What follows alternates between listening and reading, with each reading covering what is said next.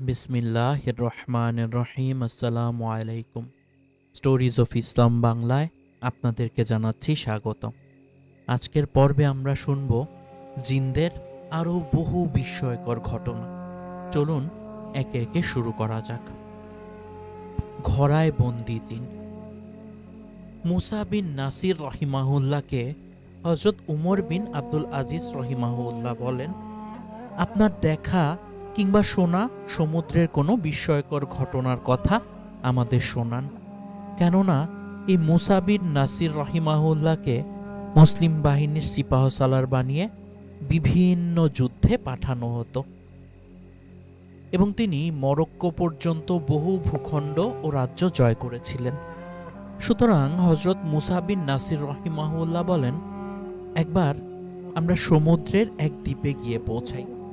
সেখানে একটা পোড়া বাড়ি আমাদের নজরে পড়ে। সেই বাড়িতে আমরা 17টি সবুজ ঘোড়া দেখতে পাই। ঘোড়াগুলির উপর হজরত সুলাইমান আলাইহিসসালামের সিলমোহর মারা ছিল। আমি সেই ঘোড়াগুলির মধ্যে মাঝের, ধারের ও উপরের ঘোড়া নিয়ে আসার হুকুম দেই। তো ঘোড়া কটা বাড়ির উঠানে নিয়ে আসা হয়। একটি ঘোড়া আমি খুলতে বললে তাতে ছিদ্র করা হয়। ফলে এই ঘোড়ার ভিতর থেকে একটা শয়তান বের হয়। তার হাত গর্দানের সঙ্গে বাঁধা ছিল। সে বাইরে বের হয়েই বলতে থাকে, যিনি আপনাকে নবী হওয়ার সৌভাগ্য দান করেছেন সেই পবিত্র সত্তা আল্লাহর কসম করে বলছি, আর কখনো আমি জমিনের বুকে ফেতনা ফেসাদ করতে আসব না। তারপর সেই শয়তানটা এদিক ওদিক তাকিয়ে বলে উঠল, আল্লাহর কসম, না আমি সুলাইমানকে দেখতে পাচ্ছি না তার সাম্রাজ্য। এরপর সে মাটিতে গোত্তা মারল এবং মাটির মধ্যেই গায়েব হয়ে গেল। বাকি ঘোড়াগুলো আমার নির্দেশে যথাস্থানে রেখে দেওয়া হলো। এই ঘটনার অন্য আরেকটি বর্ণনা আছে। মুসা বিন নাসির রহিমাহুল্লাহ একবার জেহাদের উদ্দেশ্যে সমুদ্র পথে যাত্রা করেন। যেতে যেতে এক সময় তিনি কৃষ্ণ সাগরে গিয়ে পৌঁছেন এবং নৌকাগুলিকে স্রোতের অনুকূলে ছেড়ে দেন। এরপর তিনি নৌকার কাছে গিয়ে আওয়াজ শোনেন এবং কৌতূহলী হয়ে কয়েকটা ঘোড়া দেখতে পান। সেগুলোর মধ্যে একটি ঘোড়া তুলে নেন তিনি, কিন্তু শিলমোহর ভাঙতে ভয় পান, তাই তলায় একটি ছিদ্র করার নির্দেশ দেন। ছিদ্রটা একটা পেয়ালার সমান হতে তার ভিতর থেকে একজনের চিৎকার শুনতে পেলেন। সে চিৎকার করে বলছিল, না, আল্লাহর কসম, হে আল্লাহর নবী, আগামীতে আর কখনো এমন অন্যায় করব না। মুসা বিন নাসির রহিমাহুল্লাহ বলেন, এ সেই শয়তানের অন্তর্গত যাদেরকে হজরত সুলাইমান বিন দাউদ আলাইহিসসালাম কয়েদ করেছিলেন।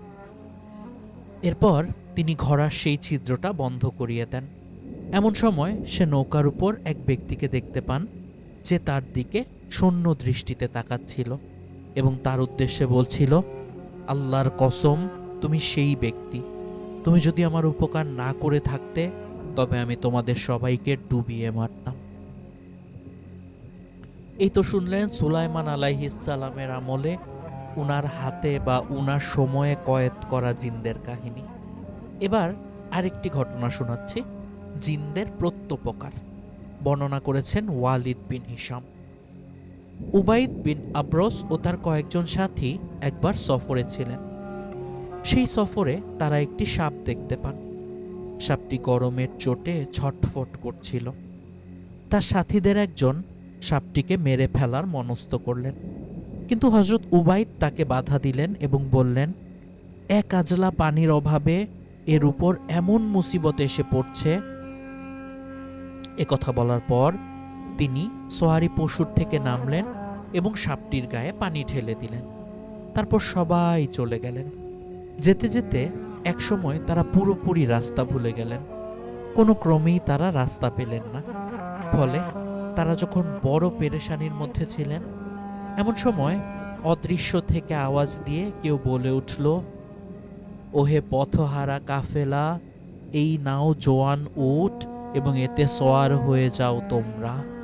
যখন শেষ হবে রাতের আধার, ফুটে উঠবে উষার আলো এবং উদয় হবে সূর্য, সেই সময় যাত্রা বিরতি দিবে, পৌঁছে যাবে সমতলে।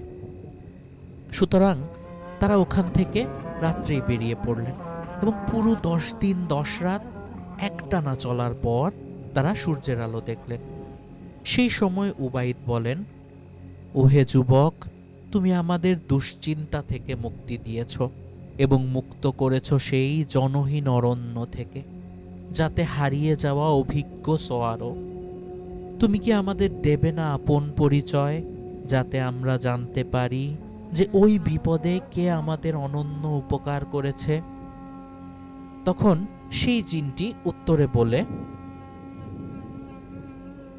আমি হলাম সেই বাহাদুর তুমি দেখেছিলে, যাকে ধুকছে গরম বালুর পরে ধুধু মরুর বুকে।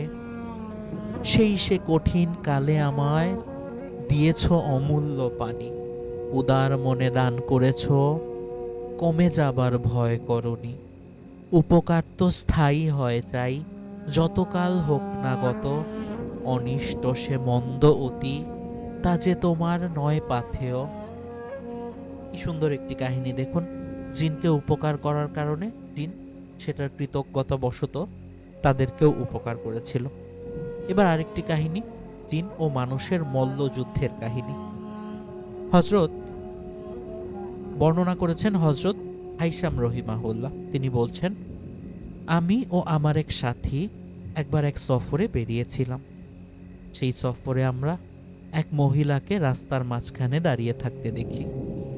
মহিলাটি আমাদের বাহনে আরোহণ করার প্রার্থনা জানায়। আমি আমার সাথীকে বলি, তুমি ওকে সওয়ার করে নাও। সুতরাং আমার সাথী তার উট বা ঘোড়ার পিছনে মহিলাটিকে বসিয়ে নেয়। সেই সময় সে নিজের মুখ খুলে আমার সাথীর দিকে তাকায়।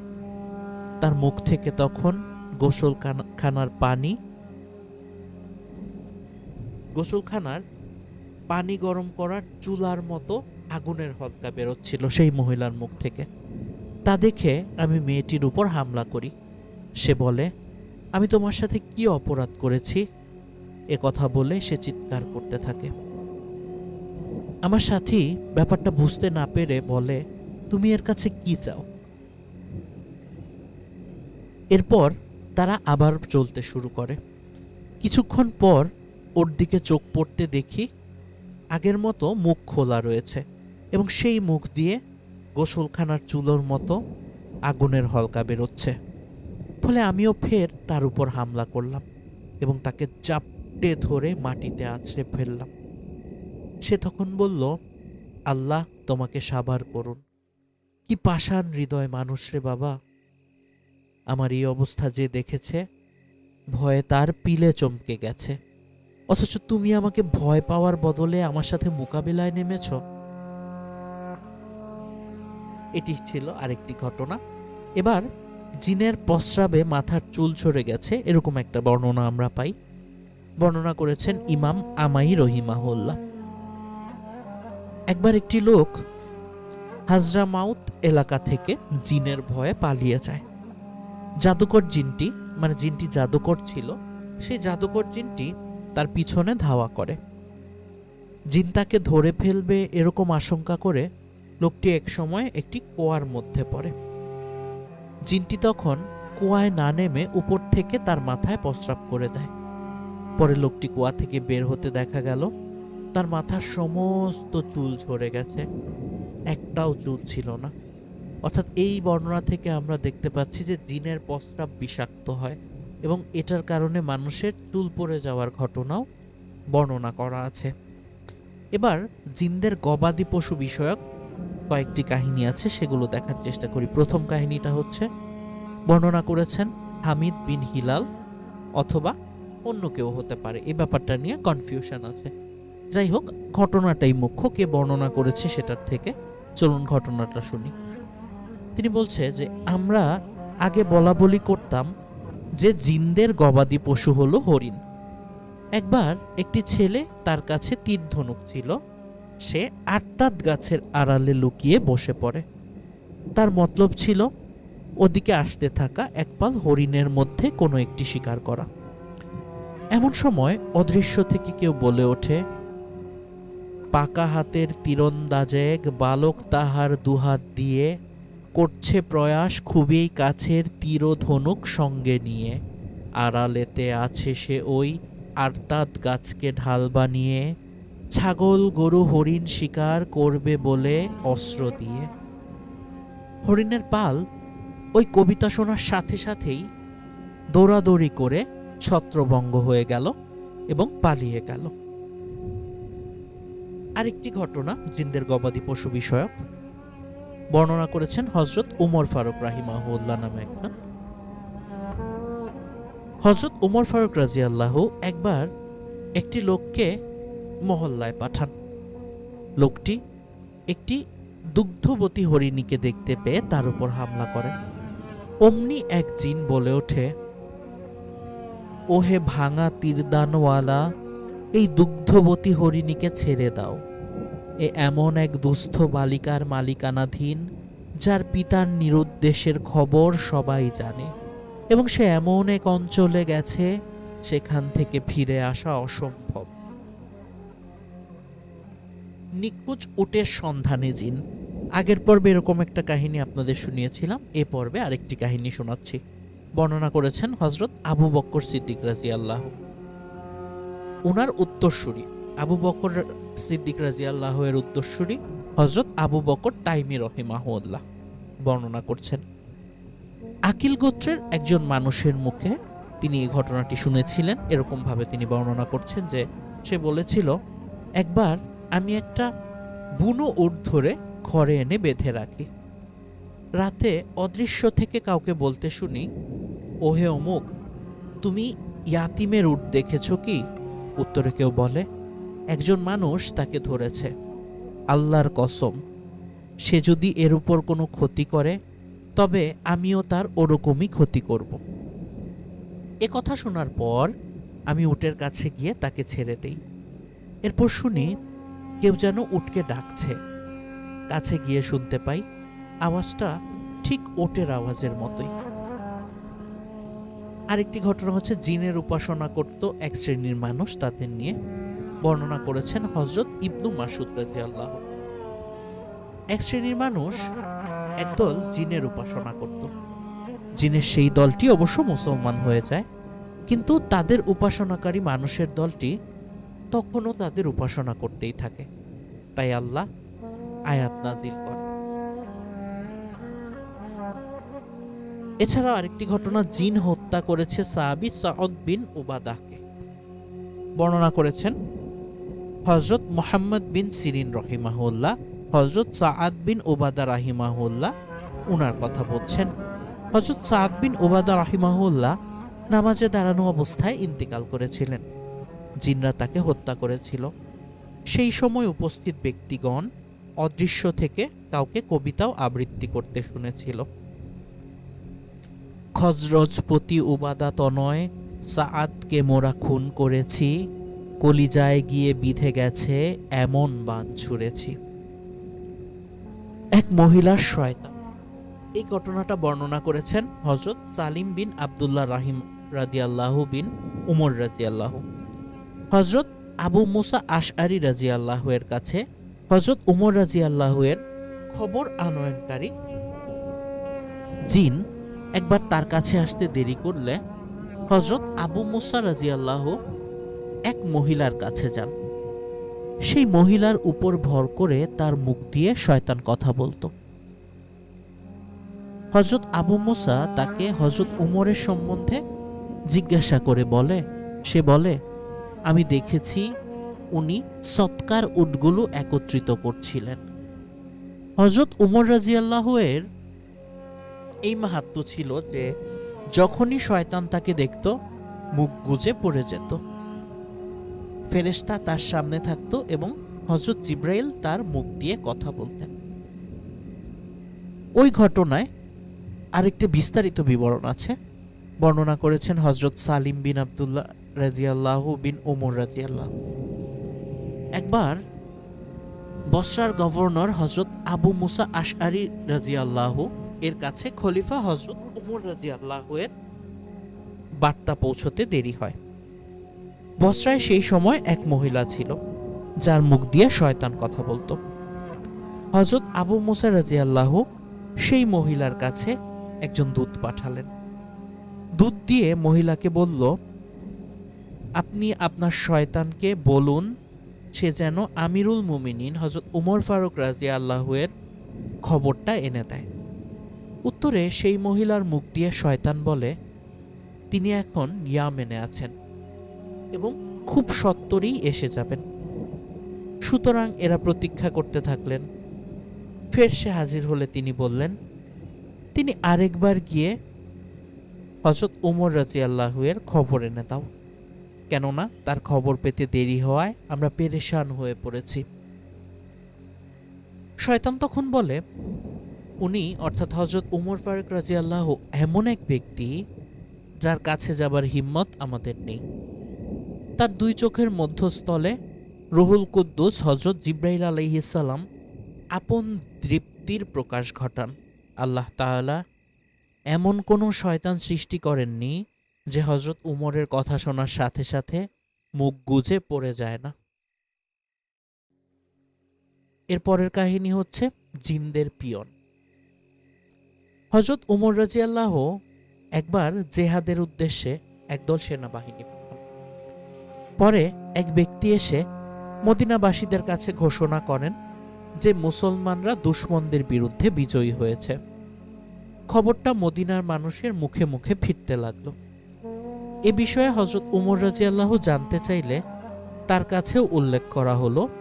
তিনি বললেন, ও হলো আবুল হাইসাম, মুসলমান জিনদের সংবাদবাহক। খুব সত্বরে মানুষ সংবাদবাহকও এসে পৌঁছতে চলেছে এবং কয়েকদিনের মধ্যেই মানুষও ওই খবর নিয়ে আসে। মানুষের চেয়ে জিন অতি গতিশীল। এই গতিশীলতার কারণে সে যুগে মানুষের যোগাযোগ ব্যবস্থা এত উন্নত হয়নি বলে মানুষের কয়েকদিন আগেই জিন খবর নিয়ে খবরগুলো পৌঁছে দিয়েছিল। সেজন্যই বলা হয়েছে যে জিনদেরকে পিয়ন হিসেবে আখ্যায়িত করা হয়েছে। এছাড়াও আরেকটা জিনের ঘটনা আছে, সেটা হচ্ছে আটা পেশাইকারী জিন। বর্ণনা করছেন নাউফ আল বুকালি।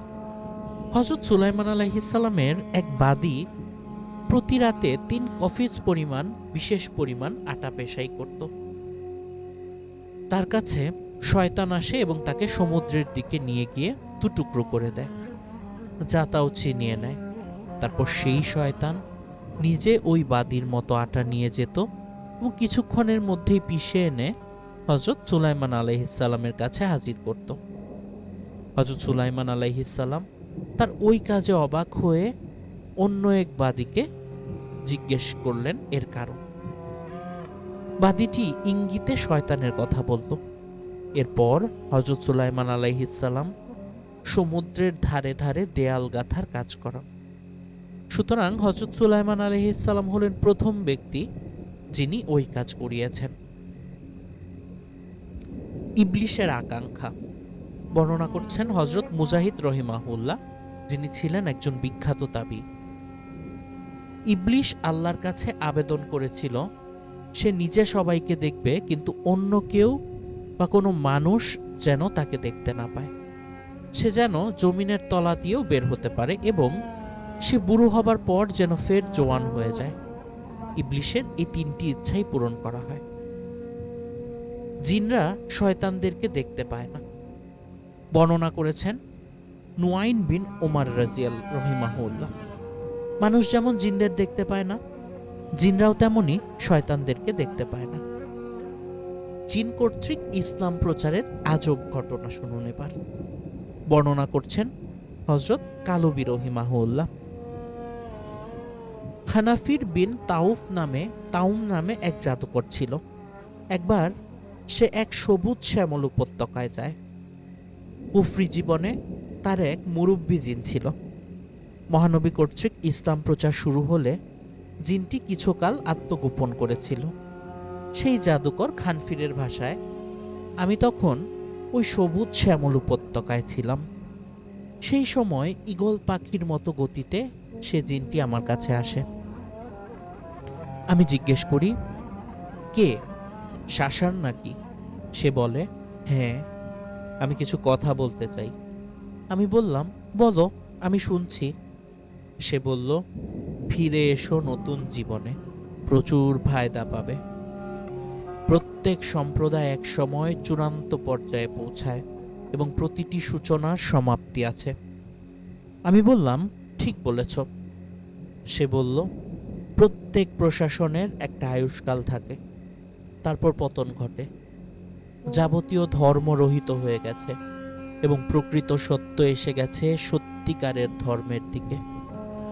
আমি সিরিয়ার কিছু মানুষকে দেখেছি যারা উজ্জ্বল বাণীর প্রত্যাশী, এমন বাণী যা রচনা করা কবিতাও নয় এবং কোনো লোকগাথাও নয়। আমি ওদের দিকে মনোযোগ দিতে ধমক খেয়েছি, তারপর ফের মনোযোগী হই এবং উকি দিয়ে বলি, আপনারা কোন জিনিস পেয়ে আনন্দ করছেন এবং কোন জিনিসের হাত থেকে আশ্রয় চাইছেন? তারা বলেন, সে এক মহান বাণী যা এসেছে মহাপরাক্রমশালী সম্রাটের পক্ষ থেকে। শেষ আশার, তুমি সাচ্চা কালাম শোনো এবং সুস্পষ্ট পথে চলো, ভয়ঙ্কর আগুন থেকে উদ্ধার পাবে। আমি বলি, ওই কালামটি কি? তারা বলেন, এ কালাম কুফর ও ঈমানকে পৃথক করে দেয়। মুজির গোত্রের রসূল হযরত মুহাম্মদ সাল্লাল্লাহু আলাইহি ওয়াসাল্লাম এই কালাম নিয়ে আবির্ভূত হয়েছেন, অতঃপর মানব সমাজে আত্মপ্রকাশ করেছেন। এরপর তিনি এমন নির্দেশনা এনেছেন যা বাকি সব নির্দেশকে নিশ্চিহ্ন দিয়েছে। এতে তাদের জন্য উপদেশ আছে যারা উপদেশ গ্রহণ করে। আমি জানতে চাই, ওই মহান বাণী সহকারে কে আগমন করেছেন? তারা বলেন, হযরত আহমদ, অর্থাৎ মুহাম্মদ সাল্লাল্লাহু আলাইহি ওয়াসাল্লাম, যিনি সকল মানুষের মধ্যে সেরা। অতএব তুমি যদি ঈমান আনো তবে বড়ই সম্পদ লাভ করবে, আর নাফরমানি করলে জাহান্নামে যাবে। ওহে খানাফির, আমি ঈমান এনেছি, তারপর তাড়াহুড়া করে তোমার কাছে এসেছি যাতে তুমিও সব রকমের কলুষতা ও কুফরি থেকে মুক্ত হতে পারো এবং হতে পারো আর সব মুমিনের সহযাত্রী, নতবা তোমার আমার সম্পর্কে এখানেই ইতি। জাদুকর খানাফির বলছে, এরপর আমি সওয়ারি পশুর পিঠে সওয়ার হয়ে সান আজ অর্থাৎ ইয়ামেনে হযরত মুয়াজ বিন জাবাল রাদিয়াল্লাহু এর কাছে হাজির হই এবং ইসলামে দীক্ষিত হই। এই ঘটনা প্রসঙ্গে আমি কবিতার মাধ্যমে উল্লেখ বলছি।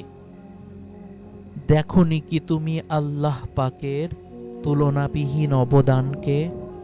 খানিফিরকে তিনি দূর করেছেন জাহান্নামের আগুন থেকে। শাসারামায় ডাক দিয়েছে পবিত্র দিন ইসলামের দিকে। সারা যদি না দিতাম তাতে নরকে ছোড়া হতো মোকে। জিন্দের তরফ থেকে হযরত উসমান রাদিয়াল্লাহু হত্যার নিন্দা। বর্ণনায় হযরত নাইলা বিনতে ফারাফিসা রহিমাহুল্লাহ। হযরত উসমান রাদিয়াল্লাহুকে শহীদ করার উদ্দেশ্যে কিছু লোক যখন বাড়িতে ঢুকে, তখন আমি বাড়িতে ছিলাম। সেই সময় অদৃশ্য থেকে আততায়ীদের উদ্দেশ্যে কেউ বলে ওঠে, এই যুবকের থেকে যদি দুনিয়াটা চায় সরে যেতে, কিংবা ইনি যদি বা চান স্বর্গধামের ওয়ারিস হতে, তবে স্বর্গ সেরা ঠাই।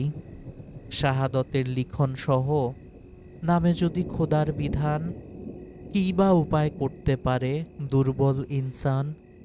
বিধির বিধান টলবে নাই, উসমানকে খুন করো না অজ্ঞ হয়ে জুলুম করে। এই খুনের হিসাব নেওয়া হবে হাসরের মাঠে শেষ বিচারে। তা সত্ত্বেও সেই জালিমরা হযরত উসমান রাদিয়াল্লাহুকে শহীদ করে। তারা ওই অদৃশ্য হুঁশিয়ারির কোনো পরোয়া করেন। প্রসঙ্গত উল্লেখ্য, বর্ণনাকারিণী হযরত নাইলা ছিলেন হযরত উসমান রাদিয়াল্লাহু এর স্ত্রী।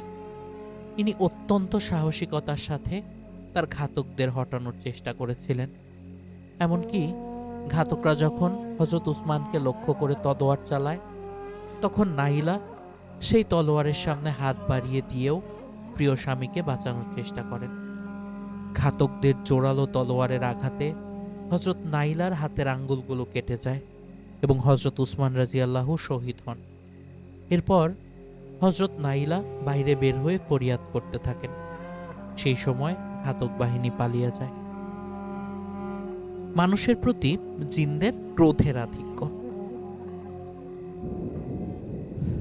বর্ণনায় হযরত আবু হুরায়রা মিরাজ রজনী সম্বন্ধে রাসূলুল্লাহ সাল্লাল্লাহু আলাইহি ওয়াসাল্লাম বলেছেন, এটি একটি হাদিস, প্রথম আসমানে অবতরণের পর নিচের দিকে তাকিয়ে আমি দেখতে পাই আগুন আর ধোঁয়া এবং আওয়াজ। তো আমি বলি, হে জিব্রাইল, এসব কি? তিনি বলেন, এরা শয়তান। এরা শুধু মানুষের চারপাশেই ঘোরে, অথচ আকাশমণ্ডলী ও পৃথিবীর বাদশাহীর বিষয়ে ভেবে দেখে না। যদি ওরা এ বিষয়ে ভেবে দেখত তাহলে বড় বড় বিস্ময়কর বস্তু ওদের চোখে পড়ত। বাইতুল মুকাদ্দাস নির্মাণের আশ্চর্য ঘটনা বর্ণনা করছেন হযরত ওয়াহাব বিন মুনাব্বির রাহিমাহুল্লাহ।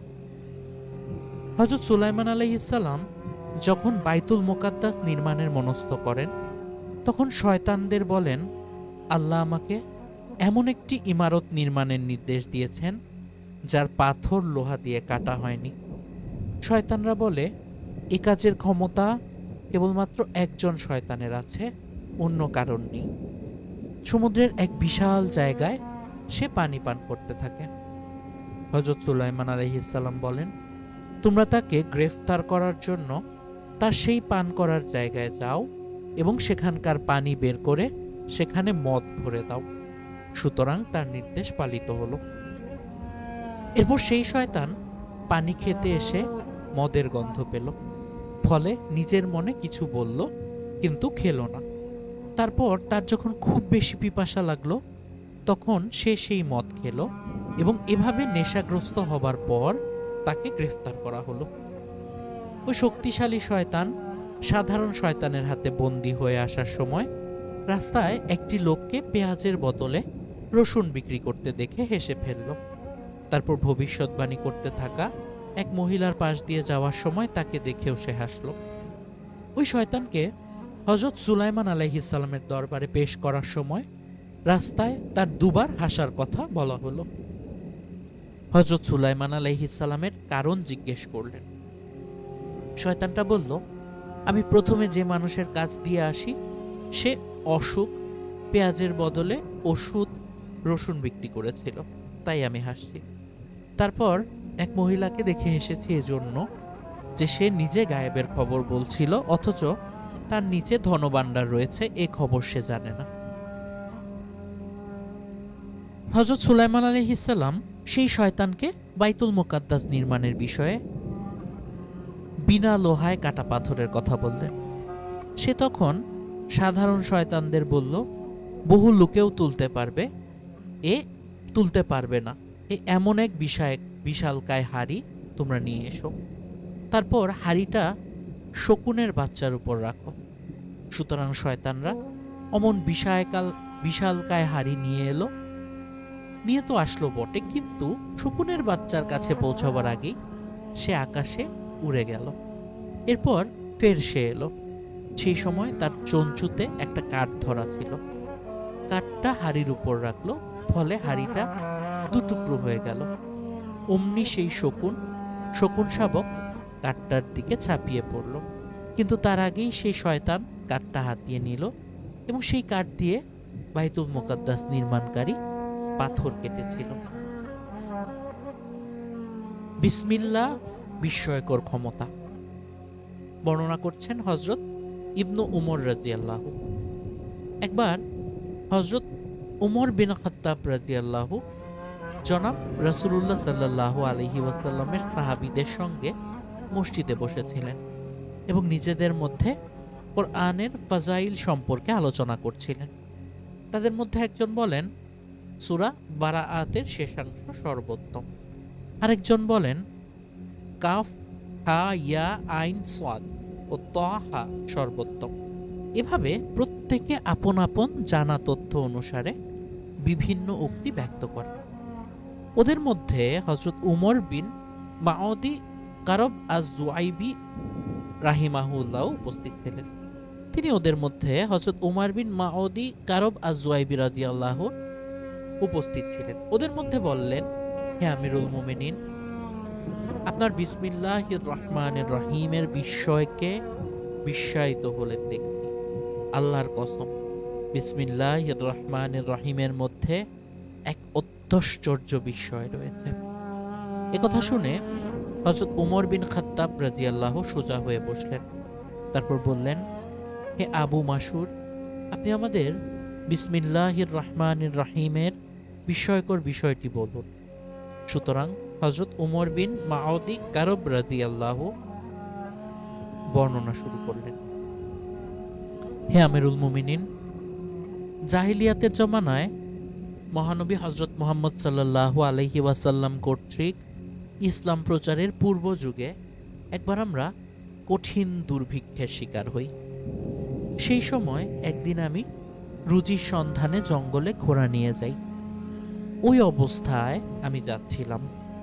এমন সময় আমার সামনে একটা ঘোড়া, কিছু গবাদি পশু ও একটা তাঁবু নজরে পড়ে। তাঁবুর কাছে পৌঁছতে সেখানে একজন খুবই সুন্দরী মহিলাকে দেখতে পাই এবং এক বৃদ্ধকে তাঁবুর সামনে হেলান দিয়ে পড়ে থাকতে দেখি।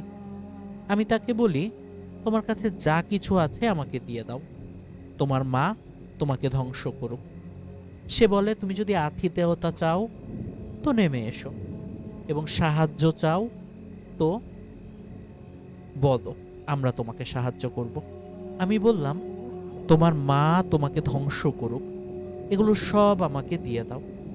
তখন সে এমন দুর্বল বুড়োর মতো বলে উঠল যে সোজা হয়ে দাঁড়াতে পারে না। তারপর বিসমিল্লাহির রহমানির রহিম বলতে বলতে আমার দিকে এগিয়ে এলো এবং আমাকে ধরে টানতে লাগলো।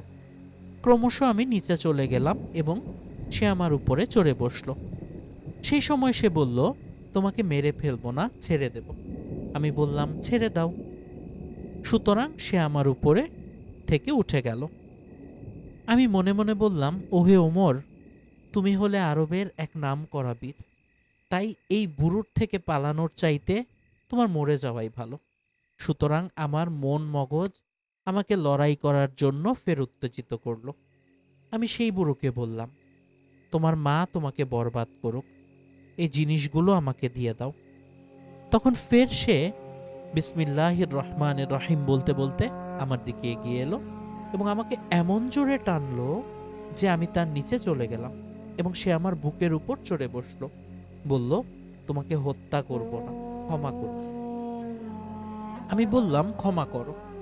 সুতরাং সে আমাকে ছেড়ে দিল। ফের আমি বললাম, তোমার মা তোমাকে খতম করে দেখ, তোমার যাবতীয় মাল সম্পদ আমাকে দিয়ে দাও। সে ফের বিসমিল্লাহির রহমানির রহিম বলতে বলতে আমার কাছে এলো। তো আমার গা শিউরে উঠল এবং সে আমাকে এমনভাবে টান মারল যে আমিও একেবারে তার নিচে গিয়ে পড়লাম। তখন আমি বললাম, এবারেও আমাকে ছেড়ে দাও। সে বলল, এই 3 বারের মাথায় তোমাকে তো আমি ছাড়ব না। এরপর সে বলল, ওহে বাদী, ধারালো তলোয়ার নিয়ে এসো। বাদী তলোয়ার নিয়ে বুড়োর কাছে এলো। বুড়োর তখন আমার টিকি কেটে দিল, তারপর আমার উপর থেকে উঠে গেল।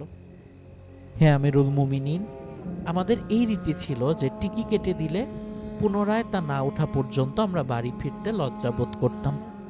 এজন্য আমি 1 বছর পূর্ণ হওয়ার পর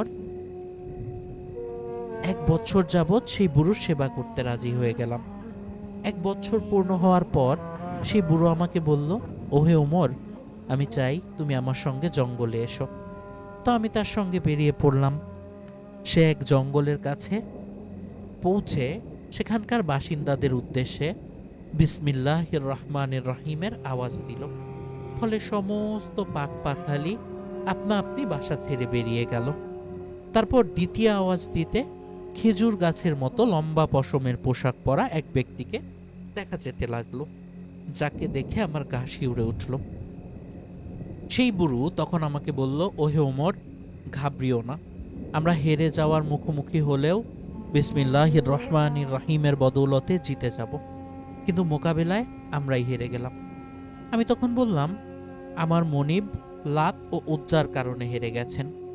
এ কথা শুনে বুড়ো আমাকে এমন এক থাপ্পড় মারল যে আমার মাথা উপড়ে যাবার জোগাড় হলো। বললাম, আর কখনো এমন কথা বলবো না। তারপর মোকাবিলায় আমরা জিতে গেলাম। তখন আমি বললাম, আমার মালিক বিসমিল্লাহির রহমানির রহিমের দৌলতে জিতে গেছেন। বুড়ো তখন পরাজিত প্রতিদ্বন্দ্বীকে তুলে ধরে চারাগাছ পোতার মতো মাটিতে পুঁতে দিল। তারপর পেট চিরে তার ভিতর থেকে কালো লণ্ঠনের চিমনির মতো কোনো জিনিস বের করলো।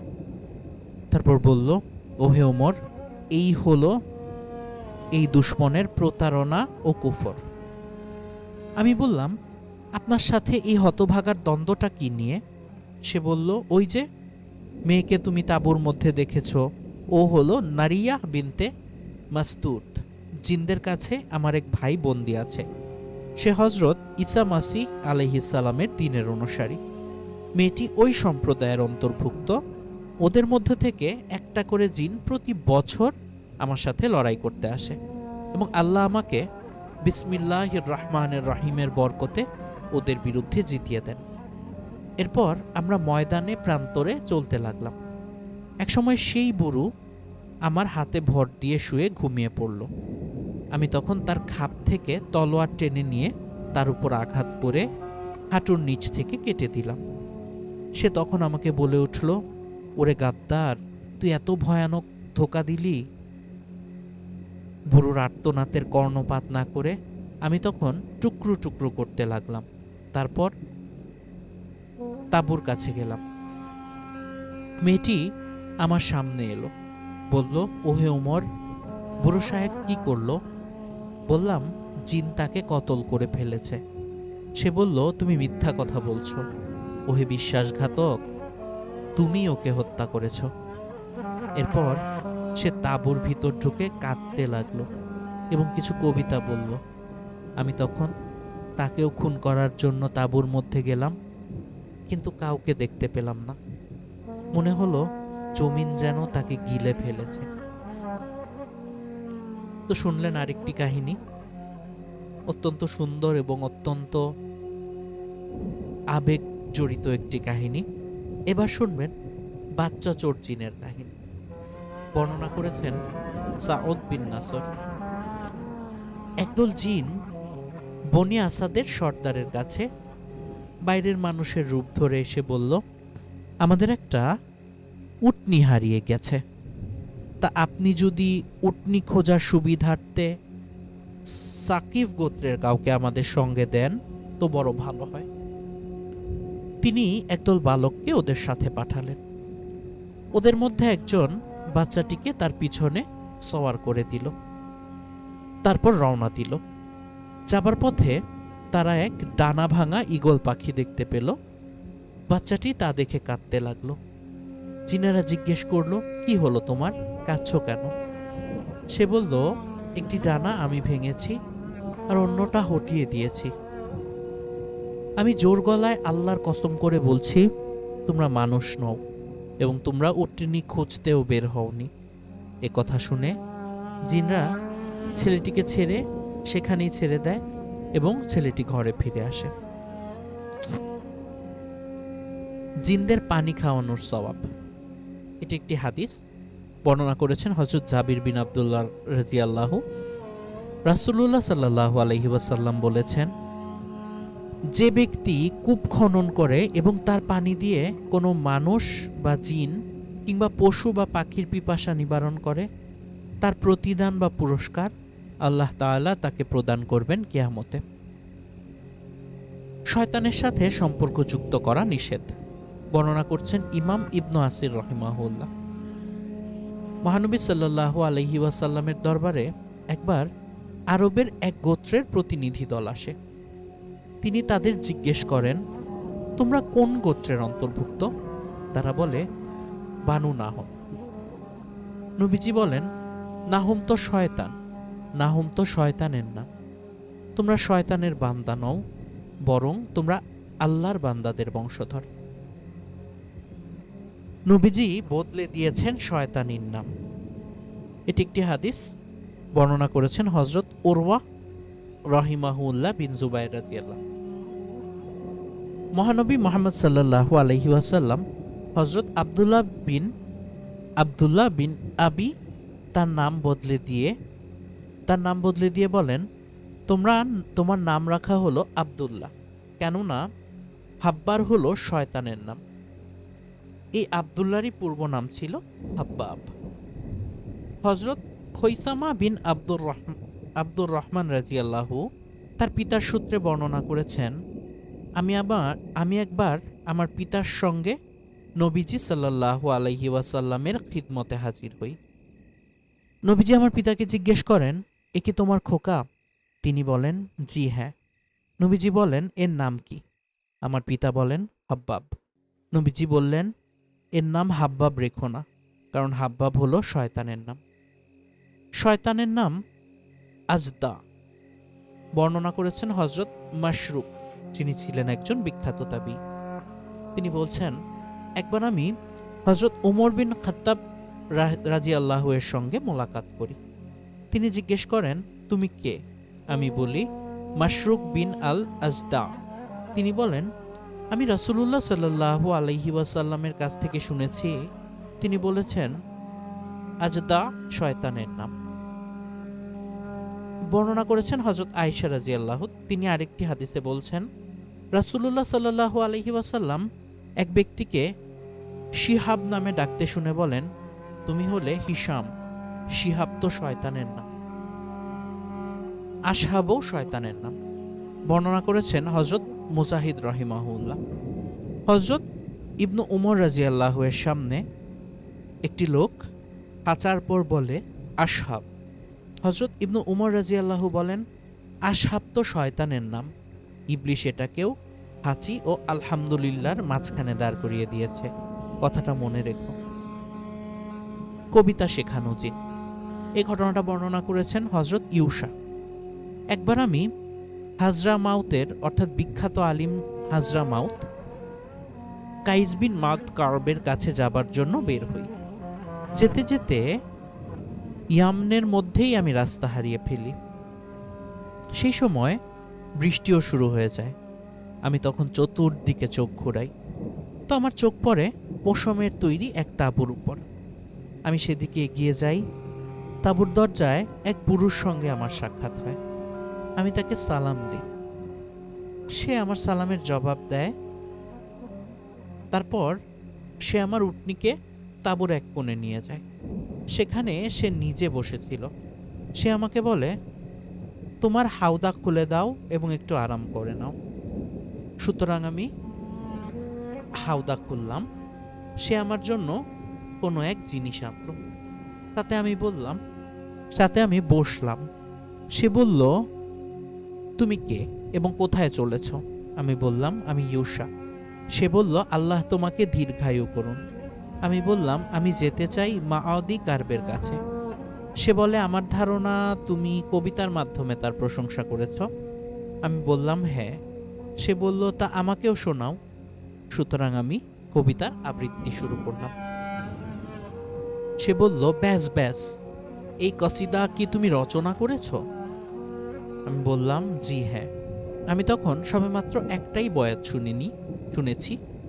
সে বলে উঠল, যার প্রতি তুমি কবিতাকে সম্পৃক্ত করেছ সেই সুমাইজকে। আমি বললাম, তা আমি জানি না। ওর মনটা আমার মনে জেগেছে এবং এই নামটা আমার ভালো লেগেছে, তাই আমি ওকে কবিতার সাথে সম্পৃক্ত করেছি। সে তখন ডাক দিয়ে বলল, ও সুমাইয়া, বাইরে এসো। অমনি 1 বছর 5-এর মেয়ে বাইরে এসে দাঁড়ালো এবং বলল, কি ব্যাপার আব্বা? সেই বুড়ো বলল, তোমার এই চাচার সামনে আমার সেই কসিদা শোনাও, যাতে আমি কাইস বিন মাআদি কারবের গুণকীর্তন করেছি এবং যার প্রথম বয়াত সম্পর্কিত করেছি তোমার নামে। অমনি সেই মেয়েটি তৈরি হলো এবং শুরু থেকে শেষ পর্যন্ত গোটা কসিদাটি শুনিয়ে দিল। একটা অক্ষরও ভুল হলো না। সম্পূর্ণ কসিদা শোনার পর বুড়ো বলল, এবার ভিতরে চলে যাও। তো সে চলে গেল। বুড়ো তখন আমাকে বলল, ও ছাড়াও আরও কিছু কি তুমি বানিয়েছ? আমি বললাম, হ্যাঁ, আমার ও আমার এক চাচাতো ভাইয়ের মধ্যে শত্রুতা ছিল। যার নাম ইয়াজিদ বিন মাজহার, এর উপনাম আবু সাবিত।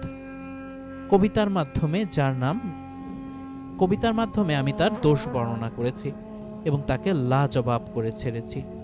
বুড়ো বলল, তার বিষয়ে তুমি কি বানিয়েছ? বললাম, একটা গোটা কসিদা। তার সূচনাটা হলো এরকম। তারপর সে শুনিয়ে দিল। সবেমাত্র এই একটা আয়াত বয়াত করেছি, অমনি সে বলে উঠল, ব্যাস ব্যাস। তারপর জানতে চাইল, তোমার এই বয়াতে যার নাম উল্লেখ করেছ সেই হুরায়রাকে। আমি বললাম, তা আমি জানি না, এটা ওভাবে উল্লেখ করেছি যেভাবে সুমাইয়ার নাম উল্লেখ করেছিলাম। সে তখন ডাক দিল, ও হুরায়রা। অমনি একটি ছেলে বের হয়ে এলো। সে ছিল আগের মেয়েটির সমবয়সী, অর্থাৎ বছর 5-এর। বুড়ো তাকে বলল, তোমার এই চাচাকে আমার সেই কসিদা শোনাও যাতে আমি আবু সাবিত ইয়াজিদ বিন মাজহারের নিন্দা গিয়েছি। অমনি বাচ্চা ছেলেটি সেই কসিদা আগাগোড়া নির্ভুলভাবে শুনিয়ে দিল। দেখে শুনে আমি বিস্ময়ে হতবাক হয়ে গেলাম, প্রচণ্ড ভয়ও পেলাম। আমার এই অবস্থা দেখে সেই বুড়ো বলল, ওহে আবু বাসির, ঘাবড়িও না, আমি হচ্ছি হাহাসিক মাসহাক বিন ইসাসা, অর্থাৎ একজন জিন। আমি তোমার মুখ দিয়ে কবিতার শব্দ বের করেছি। ও কথা শোনার পর আমি কিছুটা ধাতস্থ হলাম। বৃষ্টিও তখন থেমে গিয়েছিল। তাকে বললাম, আমি রাস্তা ভুলে গিয়েছি, আমাকে রাস্তা বলে দাও। তো সে আমাকে রাস্তা বাতলে দিল, কোন দিক দিয়ে যাব তা বলে দিল এবং বলল, এদিকে সেদিকে বাঁক নেবে না, সোজা অমুক দিকে এগোবে, তাহলেই কাইসের এলাকায় পৌঁছে যাবে।